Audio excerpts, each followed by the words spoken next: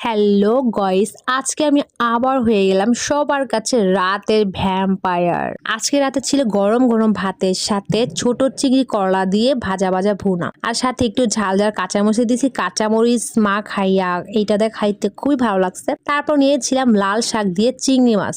লাল শাক তো আমার ছোটবেলা থেকে অনেক পছন্দ, কারণ হচ্ছে কি যখন ভাতটা মাখে লাল কালার হয়ে যায়। তো আজকে চিংড়ি মাছ রান্না করছে ঝাল ঝাল করে, খুবই মজা লাগছে। তারপর আমার প্লেট এসে পড়লো বিশাল বড় মানে সুন্দর একটা কই মাছ। আর কই মাছটা আমাদের কাছে মানে আমাদের বাড়িতে ঝাল ঝাল করে রান্না করা হয়, সাথে একটু কাঁচামরিচ দেওয়া আছে। মাশাআল্লাহ, কালারটা দেখো, খাবো কি, ঝাল ঝাল করে ভুনা করলে কি হবে, এত সুন্দর একটা স্মেল আর এত সুন্দর একটা কালার হয়েছে। কাঁচামরিচ মাখিয়ে কই মাছটা খেতে খুবই মজা লাগছে গরম ভাত। আমার পরিবারের সবাই, আমার বোন ভাইয়া সবাই বলে আমি নাকি অল্প সাধারণ খাবার দিয়ে খুব তৃপ্তি করে খাই, যেটা নাকি তাদের খুবই ভালো লাগে। তারা যদি ভাত খেয়ে ফেলে আমাকে রেখে, যদি আমি যখন আমি